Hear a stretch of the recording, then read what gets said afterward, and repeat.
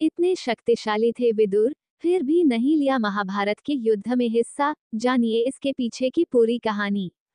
ये तो सब जानते ही है कि महाभारत के युद्ध में पांडवों की जीत हुई थी और कौरवों को हार का मुंह देखना पड़ा था।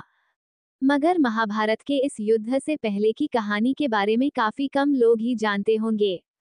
जी हाँ, महाभारत की कहानी में विदुर भी थे, जो काफी शक्तिशाली थे। लेकिन इतने शक्तिशाली होने के बावजूद भी विदुर ने महाभारत के युद्ध में नहीं लिया भाग, और इसके पीछे की वजह क्या है, ये आज हम आपको बताएंगे।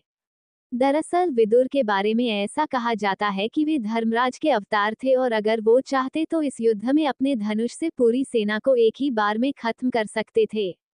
तो चलिए अब आपको विदुर से जुड़ी इस कहानी के बारे में विस्तार से बताते हैं। बता दें कि विदुर असल में धृतराष्ट्र और पांडु के भाई थे तथा कौरवों और पांडवों के काका थे। वहीं अगर हम विदुर के जन्म की बात करें तो हस्तिनापुर के नरेश शांतनु और उनकी पत्नी सत्यवती के दो पुत्र हुए थे, जिनके नाम चित्रांगन और विचित्रवीर्य थे।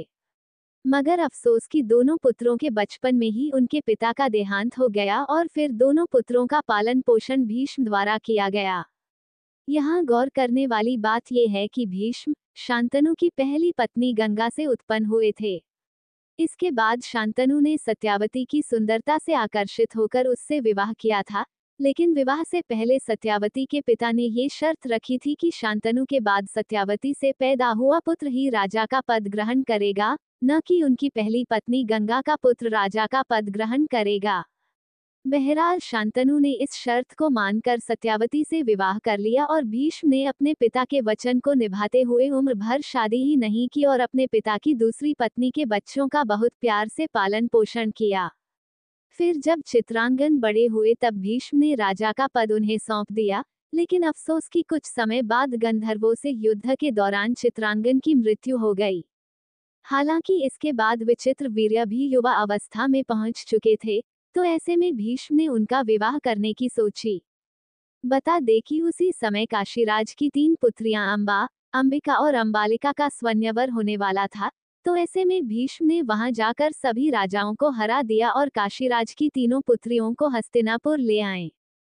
हालांकि जब बड़ी कन्या अंबा ने भीष्म से कहा कि वह राजा शाल से प्रेम करती है, तब भीष्म ने उसे राजा के पास भेज दिया, लेकिन बाकी 2 कन्याओं का विवाह विचित्रवीर्य के साथ करवा दिया गया।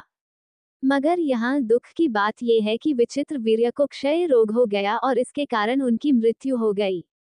जी हाँ, तब तक विचित्रवीर्य की कोई संतान पैदा नहीं हुई थी, तो ऐसे में शांतनु की दूसरी पत्नी सत्यावती ने भीष्म से कहा कि वे विचित्र की पत्नियों से पुत्र उत्पन्न करें, लेकिन भीष्म ने अपने पिता का वचन तोड़ने से मना कर दिया।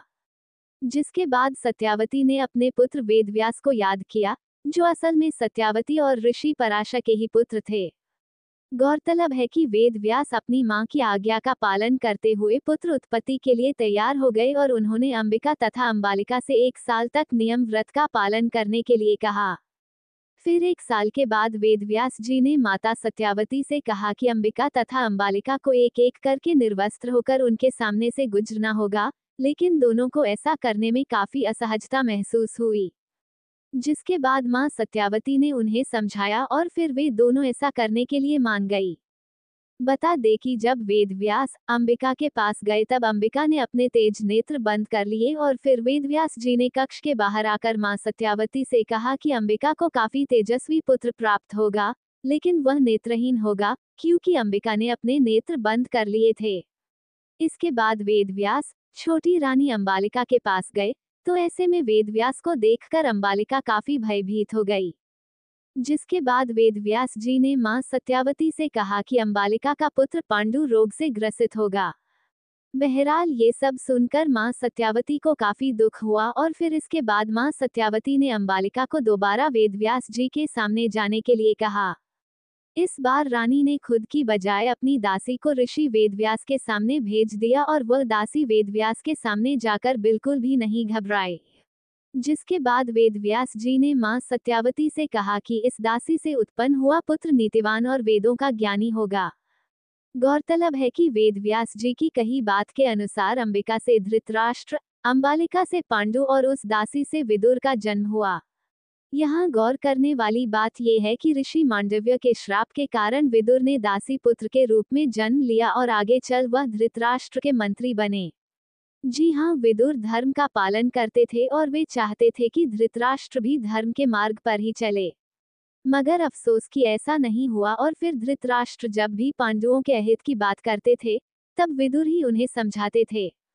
बहरहाल पांडवों का पक्ष लेने के कारण दुर्योधन विदुर से ईर्ष्या करता था और लक्षागृह के षड्यंत्र के समय भी विदुर ने ही युधिष्ठिर को सावधान किया था तथा उन्हें इससे बचने की युक्ति भी बताई थी। बता दे कि विदुर जी के पास एक बहुत ही शक्तिशाली और चमत्कारी धनुष था, जो उन्हें खुद भगवान कृष्ण जी से प्राप्त हुआ था। ऐसे में अगर वे चाहते तो इस धनुष से एक ही बार में युद्ध को खत्म कर सकते थे, लेकिन उन्होंने ऐसा नहीं किया। दरअसल बात यह है कि एक बार विदुर ने दुर्योधन को युद्ध न करने की सलाह दी थी, जिसके बाद दुर्योधन ने विदुर को अपशब्द कहने शुरू कर दिए।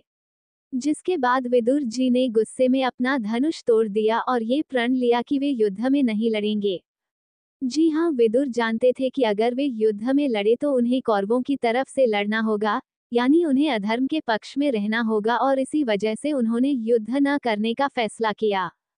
इसके साथ ही उन्होंने धृतराष्ट्र को भी समझाया कि दुर्योधन उनके कुल का नाश कर देगा, इसलिए इस युद्ध का परित्याग करने में ही समझदारी है। लेकिन तब विदुर की बात किसी ने नहीं मानी और इसका परिणाम ये हुआ कि कौरव महाभारत के युद्ध में बुरी तरह से हार गए और लड़ते लड़ते मर गए। तो इस वजह से इतने शक्तिशाली होने के बावजूद भी महाभारत के युद्ध में विदुर ने नहीं लिया भाग और युद्ध लड़ने से ही इनकार कर दिया।